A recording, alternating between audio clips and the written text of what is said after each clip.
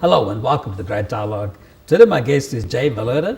Jay is a full-time, full-service real estate professional offering commercial real estate development, property management, leasing, sales, marketing services in Owensboro as well as all regional area in this surrounding Owensboro.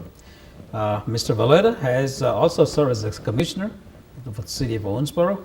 Jay, we've been trying to get you on the show and talk to you, meet with you while you were commissioner. Now I think finally we got it anyway. So again, welcome on the dialogue. Also, he's now currently serving as a chairperson or chairman for the Friday After 5, which is one of the award-winning summer-long festival that happens in Owensboro for many, many years.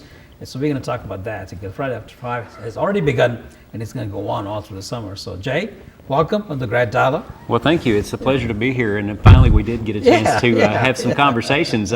We are so excited to kick the 23rd season of Friday After 5 off this year, and we've got some great things coming for you guys. So this is your first duty as a chairperson? You've been before as well? I've been engaged with the board for several years, and of course been on committees. Out of the 23 years, probably at least 18 or more of those in some fashion, all the way from in the role of the, not in the chairperson's role, but as the president, VP, different stage arrangements. Basically anything that needed to be done, we jumped in and we did the work. That's what we did. And that's why it's been successful, and it's been, what, how many years now you guys going through? 23rd year this year. 23rd year, that's great. It's nice. Yeah, it's fantastic. It's amazing to see where it started with just a few, maybe a handful of events all the way up to now where we do 16 weeks and people are always asking for more. Right. So we try to cram as much as we can into that 16 weeks, and we've got some new things coming even this year after being in this business for 23 years. So it's an amazing opportunity. Then again, 23 years ago, that means the whole demographics have changed.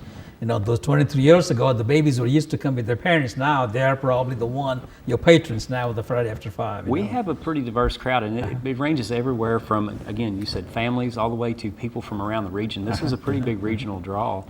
We've started realizing that there are people coming from, far parts of southern and central Indiana, Tennessee, and even outward states when they're in visiting through tourism, just to see different things amongst the city, realizing that Friday After 5, hey, that's Friday, let's just stick around for another day after the conference and have a great time. Jay, we're going to be showing this on the YouTube, on the GRADD YouTube channels and OCTC YouTube channel, and oftentimes, you may get people from outside of a region or Owensboro looking at those things. So tell us about, what is Friday After 5, and what do you think the success of this festival to last at least 23 years and more? Well, the longevity is one thing. I think it's just a simple fact that we've sustained and been around, always trying to bring a variety of everything, music, to the community, and it's a free music festival. Everything about it is amazing because it's completely free to the community. There's no ticket, there's no charge. You get the opportunity to come to this event, and you can walk all up and down this beautiful riverfront that we have here in Owensboro, Kentucky, and take the whole thing in because it's basically bookended. You start at the River Park Center,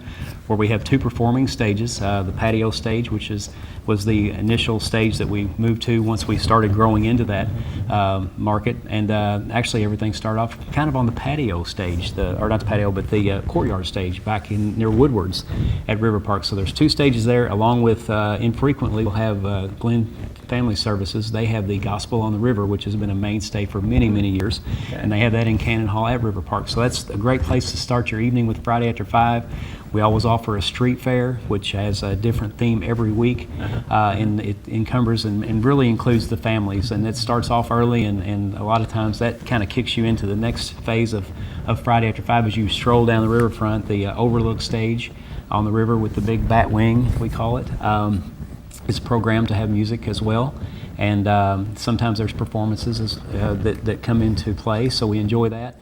And not to mention as you head on down the river to the other bookend, which is the convention center, and we have the Kentucky Legends stage, which is the pier, and the pier has become quite an attraction for folks. They liken that to the later hour folks that come out. So you touch a lot of demographics, a lot of different folks with all sorts of musical tastes and talents and flavors, if you will. It seems like every Friday After 5 they can remember, there's always some sort of excitement, something unique every year or something. It could have been a different group came in to do something, or maybe I think one year that you guys also had all the nonprofits to have booth and talk about, kind of promote their market as well. But you just mentioned, the Glen, then also you talked about the Legend. So all the Friday After Five is not just the chairman and your board or something.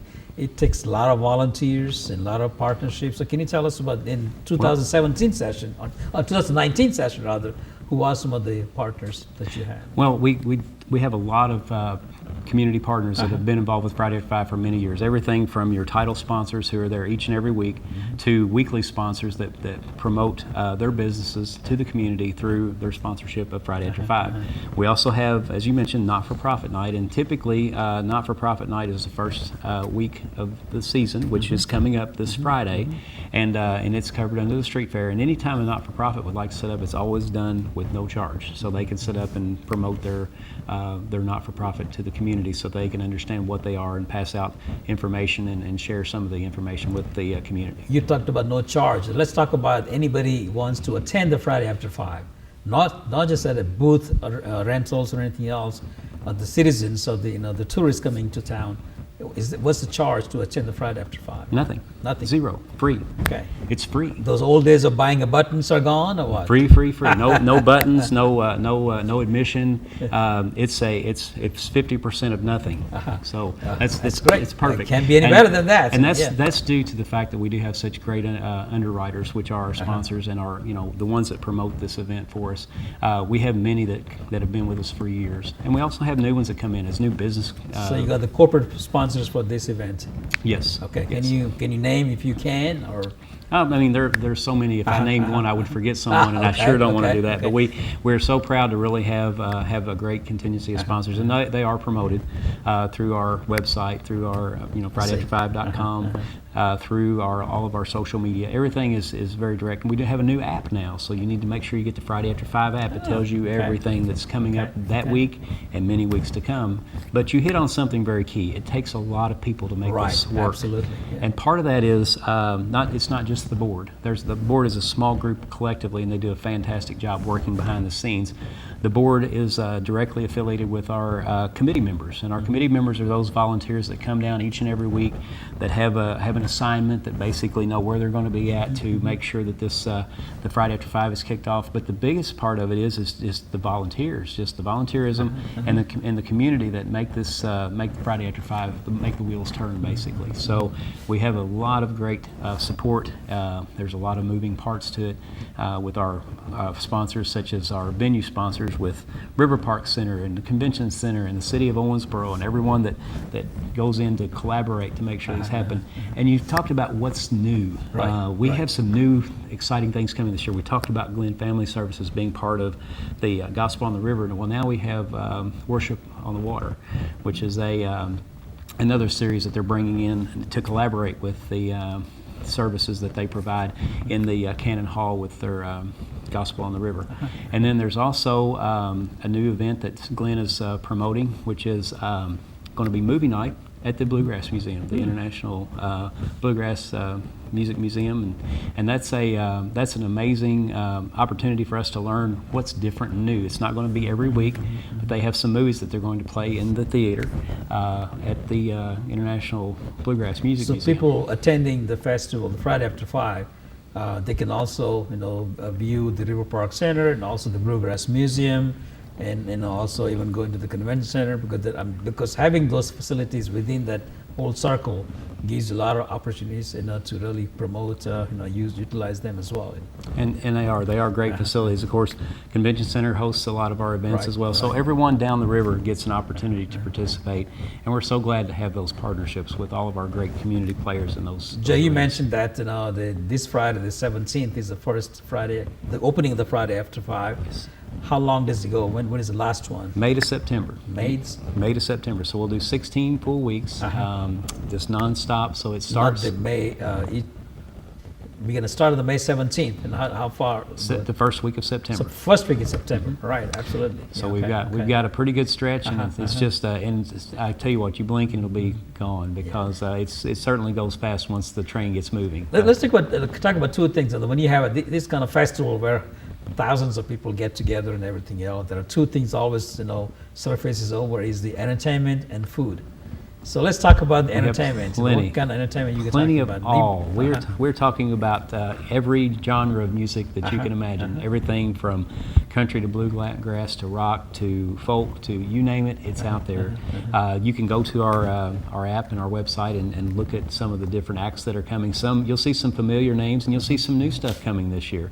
And there's just a little bit of something for everyone in the musical arena. So if you like music, it's a great opportunity to get some of that. Now, as far as the food, we have food vendors set all up along Veterans Boulevard, and they actually come out, the food trucks, and they serve the community and do a fantastic job. We have more now than we've ever had. We've stretched all the way down Veterans from River Park to the convention center. So I can get my funnel cakes. There is so many options. And my Greek sandwich and the steak sandwich, and along with the barbecue. If you can't find something that you would enjoy, then you're in the wrong place. What about the beer garden? Are you still continuing those things? No beer garden. Actually, now there is what's called an EDC, which is an open container opportunity. Right. It will be implemented this year in our entertainment district. I see. And in that, you'll have the opportunity to, if you are, for example, enjoying dinner at one of our local restaurants. And by the way, we do encourage people to come downtown and support those local restaurants and those local retail vendors, because those folks are working hard to make sure Owensboro and the downtown are certainly second to none, and they are for sure. But if you're having dinner at, say, one of the local restaurants, and you decide that as you're leaving you don't want to sit there and leave your drink on the table, you have the opportunity to leave the establishment, as long as they're participating, and most of them are, with a cup that will allow you to walk down the streets to Friday After 5. Now, you won't be able to bring it into another venue. You can't go from restaurant to restaurant and hop around, but it does offer the opportunity that if you are out strolling along the riverfront, to utilize the opportunity for that zone for the.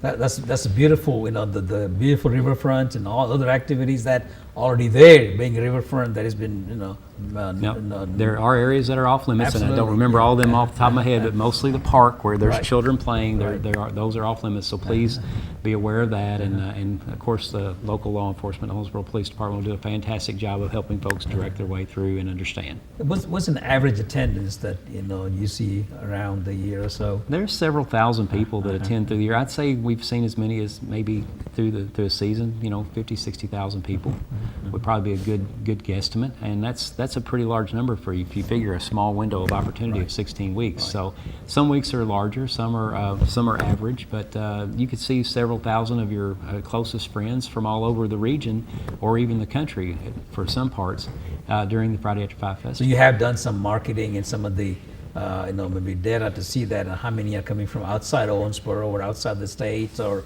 even outside the country? We've surveyed, and of course a lot of it comes from our local Convention and Visitors Bureau. They're very helpful in helping us understand our folks that we're serving. They do gauge that a lot, and there are a lot of surveys that go out to help us understand kind of who is visiting Owensboro and what they're looking for. And we get a lot of interaction on our social media that tells us where people are from and kind of where they are, why they're here, and their enjoyment of Owensboro and the community. So, and Jay, we see recently in the news and some of the discussion that Owensboro has been top 10 destination by different surveys, to be a festival city, or to city to visit that people don't realize. And Friday After 5 in the summertime, puts a premier feather in their cap of why you should come to Owensboro and enjoy the. Well, for Owensboro to be recognized as a festival city one, and again to have the opportunity to be part of Brand USA, where they came in just this last week and actually promoted the opportunity to say, Owensboro is a music destination now. That's a pretty big step in the right direction, I think, to make sure people understand we are certainly trying to make the right moves to keep Owensboro in front. And I would like to congratulate you and your board, because nothing lasts this long.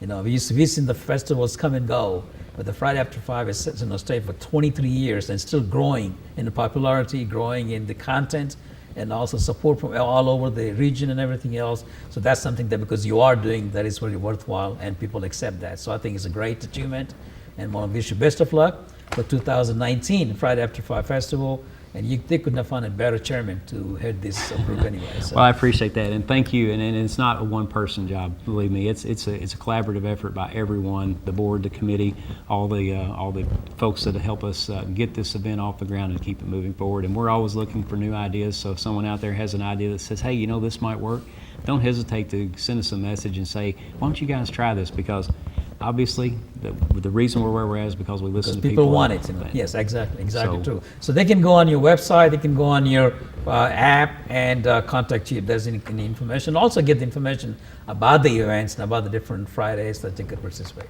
Go to the app and go to Convention Visitors Bureau's webpage. They certainly, Owensboro.org has a lot of information as well.